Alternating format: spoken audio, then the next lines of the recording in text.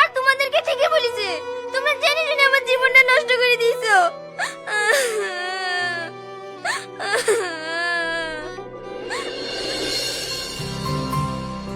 বাড়িতে কেউ আসেন? আপনাদের কিছু পার্সেল আছে। পার্সেল? আমি তো কোনো কিছু অর্ডার করিনি। দেখি কি পার্সেল আছে।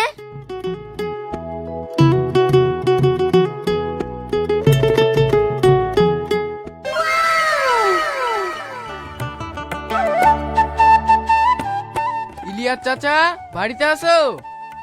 হ্যাঁ আছি, কিছু বলছো? হ্যাঁ, রাস্তাতে রিয়াজের সঙ্গে দেখা হয়েছিল।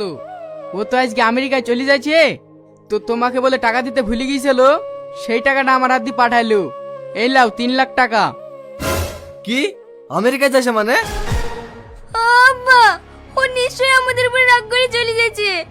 ওকে কোনোভাবে যেতে দেওয়া হবে না, ওকে আটকাতেই হবে। আপনি তাড়াতাড়ি চলেন।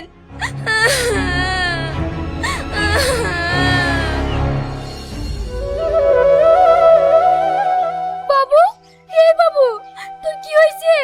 তুই আমাদেরকে কোনো কিছু না বলে বাইরে চলে যাচ্ছিস? মা, তোমাদের সব আবদার পূরণ করতে হবে না। আমি এখানে যা ইনকাম করছি, এতে তোমাদের আমি কোনো চাহিদাই পূরণ করতে পারবো না। আব্বা, আমি যেখানে চলে যাচ্ছি ওখানে মাসে 3 লাখ টাকা করে বেতন দেবে। আমি মাসে মাসে টাকা পাঠিয়ে দেব। তোমাদের যা দরকার আছে সব পূরণ করো। আমি তোমাকে বাইরে যেতে দেব না। আমার কোনো টাকা পয়সা লাগবে না। তোমাদের কোন কথাটা আমি শুনবো বলো তো? যখন আমি ইনকাম করতাম না, তখন বাপ মায়ের কাছে ভালো ছেলে ছিলাম না। তোমার কাছে আমি ভালো স্বামী হয়ে উঠতে পারিনি। আর শ্বশুর শাশুড়ির কাছে না একটা ভালো জামাই হতে পেরেছি। আর আজ যখন ইনকাম করছি, তোমরা বলছো টাকা পয়সার দরকার নেই। তাহলে আমি কোন দিকে যাব তাই বলো। তোকে বেশি ইনকাম করতে হবে না, তুই বাড়িতে থাক আর বাড়ি থেকেই কাজ কর। মা, একটা কথা বলবো? একটা ছেলের কষ্ট কেউ বোঝে না, না বাবা মা, না তার বউ, না আত্মীয় স্বজন। সবাই তাদের বিভিন্ন ধরনের চাইতে সবকিছু ছেলেটার উপরে চাপিয়ে দেয়। কিন্তু সে যে কি চায়, তার যে কতটা কষ্ট কেউ জানতে চায় না। ঠিক আছে মা, আমি চলে যাচ্ছি। তোমরা সবাই ভালো থেকো।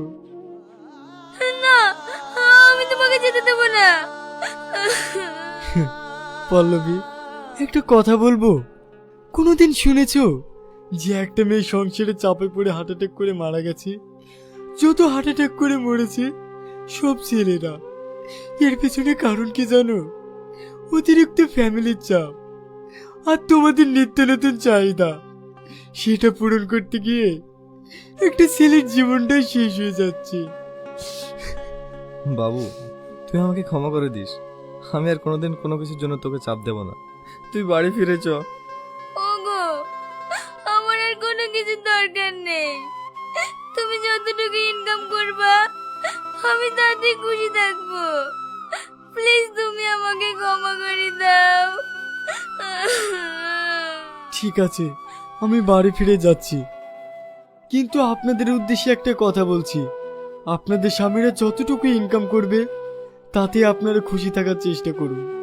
তার কাছে এমন কিছু আবদার করেন না যেটা পূরণ করতে গিয়ে তার জীবনটাই চলে যায়। অল্পতে খুশি থাকুন আর নিজের মানুষটাকে খুশি রাখার চেষ্টা করুন। আর ভিডিওটি ভালো লাগলে একটা লাইক কমেন্ট শেয়ার করবেন। ধন্যবাদ।